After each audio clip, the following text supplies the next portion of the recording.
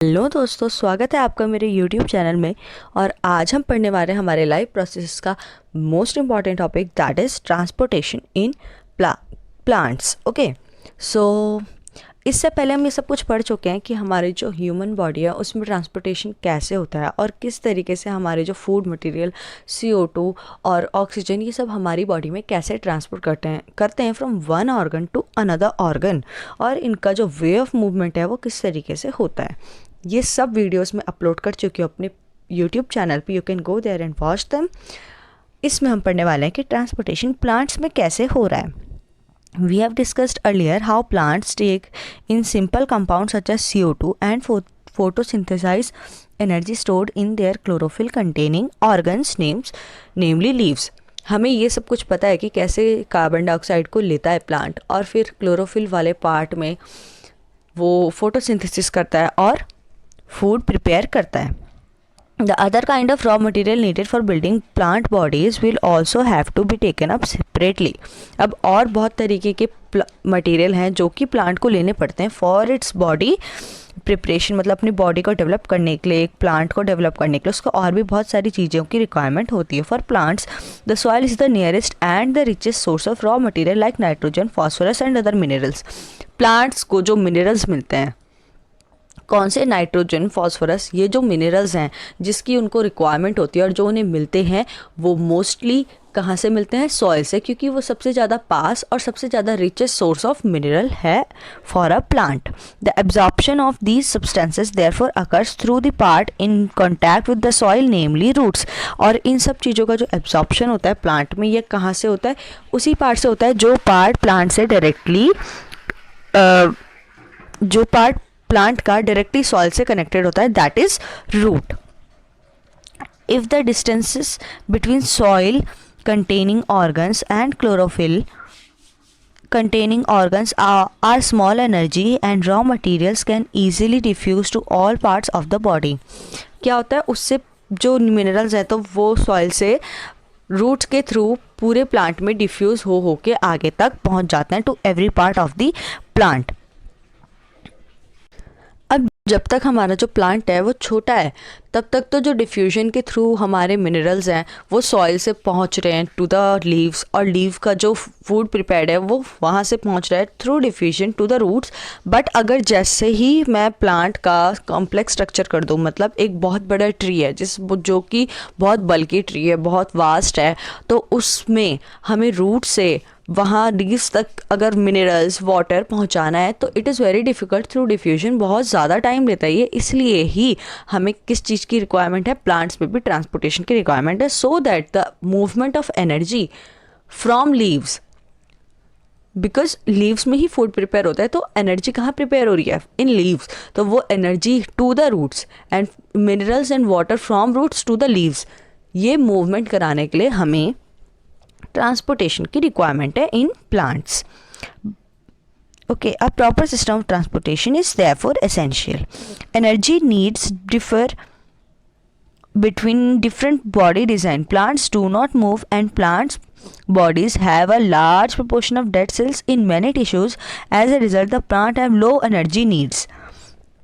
देखो, जितना ज़्यादा कॉम्प्लेक्स कोई स्ट्रक्चर होगा उतना ज़्यादा और कम उसकी एनर्जी की रिक्वायरमेंट होगी। अब जैसे ह्यूमन बींग्स हैं, हमारा बहुत ज़्यादा कॉम्प्लेक्स स्ट्रक्चर होता है, therefore we require a lot of energy. But जो प्लांट्स होते हैं उनको ज़्यादा एनर्जी की रिक्वायरमेंट नहीं होती है, क्योंकि they are stagnant at one position, एक ही जगह पर रुके हुए होते हैं, और मोस्टली उनकी जो सेल्स होती है, जो टिश्यूज़ होते हैं, वो डेड सेल से बने हुए होते हैं, तो उनको भी एनर्जी की रिक्वायरमेंट नहीं है। इसलिए जो प्लांट्स हैं वो लेस एनर्जी को ही यूज़ करते हैं, ज़्यादा एनर्जी यूज़ नहीं करते हैं। The distance over which transport system have to operate, however, can be very large in plants such as tall trees। लेकिन जो ट्रांसपोर्टेशन का डिस्टेंस है वो बहुत ज़्यादा लार्ज हो सकता है, जो कि लंबे लंबे ट्रीज़ है उनमें, जो बहुत लंबे ट्रीज़ होते हैं, टॉल ट्रीज़ होते हैं, उसमें रूट से लेके लीव्स तक का डिस्टेंस बहुत ज़्यादा होता है, तो डिस्टेंस ऑफ ट्रांसपोर्टेशन ज़्यादा हो सकता है, but requirement of energy for the plants is very less as compare to human beings. Plants transport system will move energy stores from leaves and raw material from roots. These two pathways are constructed as independently organized conducting tubes. 1. The xylem moves water and minerals from the soil. सुनो, simple बात, जो plants है उसमें दो ही तरीके का movement होना है. पहला, movement of energy and food from leaves. Leaves से वो चीज़ें रूट्स तक जाएंगी, क्योंकि रूट ये सब प्रिपेयर नहीं कर सकता है, और रूट्स जो वाटर और मिनरल को एब्जॉर्ब कर रहा है वो जाएगा लीव्स तक, क्योंकि लीव्स ये सब कुछ सॉइल से एब्जॉर्ब नहीं कर सकती है. तो दो मूवमेंट है. One is movement of energy and food from above to down, and movement of soil, movement of water and minerals from the soil from down to up. ये दो मूवमेंट ही हमें कराने हैं मोस्टली इन द प्लांट्स, और ये दोनों आपस में इंडिपेंडेंट होते हैं. दोनों का एक दूसरे से कोई लेना देना नहीं है. पहला जो जाइलम क्या मूव कराता है, water and minerals from the soil. Soil से जो वाटर और मिनरल्स रूट ने एब्जॉर्ब करा है वो ही जाइलम पहुंचाता है ऊपर लीव्स तक. और फ्लोएम क्या करता है, transport product of photosynthesis from the leaves where they are synthesized to the other parts of the plant. और फ्लोएम का काम क्या है, वो जो फूड प्रिपेयर हो रहा है ड्यूरिंग फोटोसिंथेसिस, जो एनर्जी प्रोड्यूस हो रही है ड्यूरिंग फोटोसिंथेसिस, उसको वो प्रोवाइड कराएगा to different parts of the plant. Hopefully आपको समझ आ गया होगा. ये हमने पढ़ा है वाटर, मिनरल्स और सॉइल से जो मिनरल है वो, और फोटोसिंथेसिस के जो प्रोडक्ट है वो कैसे मूव करते हैं इन द प्लांट्स. अब हम पढ़ेंगे transport of water in plants. तो अब हम डिटेल में पढ़ने वाले हैं कि कैसे जो वाटर है वो ट्रांसपोर्ट होता है in the plants. In xylem tissue, vessels and tracheids of the roots, stems and leaves are interconnected to form a continuous system of water conducting channels.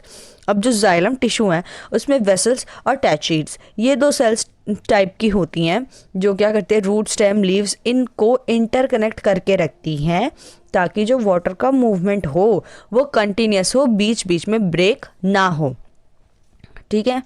Eight the root cells in contact with the soil actively take up ions. अब xylem की जो sales root पे लगी हुई हैं वो क्या करती हैं, एक्टिवली बहुत ही फास्टली वाटर को एब्जॉर्ब करती रहेंगी वो सॉइल से. This create a difference in the concentration of these ions between the root and the soil. Water therefore moves into roots from the soil to eliminate this difference. अब क्या करेंगे, क्योंकि water की concentration roots में कम है और soil में ज़्यादा है, तो क्या होगा, from higher to lower concentration of water move करेगा. So the water from soil will move towards the root and will get into the soil, get into the roots through diffusion. ठीक है. This means that there is steady movement of water into root xylem creating a column of water that is steadily pushed upward. अब क्या होगा, इसका मतलब क्या है, diffusion हमारा स्लोली होता है, तो जो वाटर है वो सॉइल से जाइलम टिश्यू में स्लोली मूव करेगा और एक स्लोली करके वाटर का कॉलम को जनरेट करेगा towards upward. Okay. However, this pressure itself is unlikely to be enough to move over the heights that we commonly see in plants. Plant use another strategy to move water in xylem upwards to the highest point of the plant body. अब देखो, pressure तो generate हो रहा है इस water का, लेकिन बहुत ही स्लो प्रेशर है, जिसकी वजह से ये जो वाटर है ये अपने आप मूव नहीं कर सकता है टू वेरी हाई प्लांट्स. जैसे हम नॉर्मली देखते हैं plants are mostly high plants, तो उनमें ये वाटर अब ईजिली मूव नहीं करता है ऊपर, तो ये दूसरा मैकेनिज्म यूज करते हैं plant, so that water in the xylem tissue moves upward easily. However, this is completed. Now next is provided that the plant has an adequate supply of water. अब हमें पता है कि प्लांट को adequate मतलब एकदम सही मात्रा में जितना पानी मिलना चाहिए उतना पानी मिल रहा है. The water which is lost through the stomata is replaced by the water by the xylem vessel. अब क्या होता है, प्लांट को अपवर्ड खींचने के लिए एक अपवर्ड फोर्स भी लगाता है प्लांट. लीव्स में हमारे स्टोमेटा होता है, वी हैव स्टडीड इट, और वो जो स्टोमेटा होता है ये ट्रांसपिरेशन करते हैं. जो भी एक्सेस अमाउंट ऑफ वाटर होता है हमारे प्लांट में उसको वो क्या करते हैं, ट्रांसपिरेट करते रहते हैं. They move it out of the plant in very small droplets और वेपर्स या फिर ड्रॉपलेट्स की फॉर्म में ये ट्रांसपिरेशन करते हैं, स्टोमेटा से वाटर को बाहर निकाल देते हैं। इससे क्या होता है, एक संक्शन क्रिएट हो जाता है, अपवर्ड फोर्स भी लगता है उस वाटर पे, क्योंकि अगर उसे ट्रांसपिरेशन करना है, वाटर को बाहर निकालना है, तो it has to absorb water from the roots. तो क्या हो रहा है, जैसे रूट्स में पानी अंदर जा रहा है तो वो अपवर्ड प्रेशर लगा रहा है, और ट्रांसपिरेशन की वजह से वो भी अपवर्ड प्रेशर लगा रहा है, तो डबल प्रेशर लगता है, जिसकी वजह से जो वाटर है वो ईजिली मूव हो जाता है अपवर्ड्स। अब हमें ये तो पता चल गया कि ट्रांसपिरेशन का एक काम क्या है। ट्रांसपिरेशन क्या करता है, जो वाटर की मूवमेंट है उसको अपवर्ड इंक्रीज करता है, so that the water and mineral from the root is moving upward easily and smoothly to reach to all the parts of the plant. Okay, अब और क्या क्या काम है हमारे ट्रांसपिरेशन का। Thus transpiration help in absorption and upward movement of water and minerals dissolved in it from the roots to leaves. Okay, it also helps in temperature regulation. ये temperature regulate करने में भी हमारी बहुत हेल्प करता है। जो टेम्परेचर है उसको अच्छे से मेंटेन करके रखता है प्लांट का और एनवायरनमेंट का। The effect of root pressure in the transport water is more important at night. अब जो रात के समय जो रूट ने प्रेशर लगाया है to move the water upward, वो ज़्यादा काम करता है एट नाइट, क्योंकि रात के टाइम ट्रांसपिरेशन कम होता है। During the day when the stomata are open, the transpiration pull becomes the major driving force in the movement of water in xylem. अब ये बहुत ही इंपॉर्टेंट क्वेश्चन है, बोर्ड्स में कई बार आता है कि दिन के टाइम कौन सा फोर्स ज़्यादा वर्क करता है और रात के टाइम कौन सा फोर्स ज़्यादा वर्क करता है। हमें पता है फोटोसिंथेसिस हो रहा होगा दिन के टाइम, क्योंकि तब सनलाइट है, और ड्यूरिंग फोटोसिंथेसिस स्टोमेटा ओपन और क्लोज होते हैं, तो मोस्टली दे आर ओपन, और उस टाइम पर ट्रांसपिरेशन हो रहा है, तो ज़्यादा ड्राइविंग फोर्स कौन होगा, ट्रांसपिरेशन वाले स्टोमेटा। तो ये ट्रांसपिरेशन वाला जो फोर्स होगा, अपवर्ड फोर्स, यही फोर्स ज़्यादा काम करेगा ड्यूरिंग डे, बट रात के time no photosynthesis is going there, so stomata are closed, so transpiration नहीं हो रहा है, सो जो रूट्स अपवर्ड फोर्स लगा रही है वो ज़्यादा काम करेंगी इन द मूवमेंट ऑफ वाटर। ये टॉपिक हमारा कंप्लीट हो चुका है। नेक्स्ट है हमारा transportation of food and other substances in the plants. ये हम पढ़ेंगे अपने नेक्स्ट वीडियो में। तब तक के लिए गुड बाय। वीडियोस देखिए, और अगर आपको कुछ समझ नहीं आता है तो वो पूछिए कमेंट सेक्शन में, आई विल डू रिप्लाई। तब तक के लिए good bye, take care, bye bye.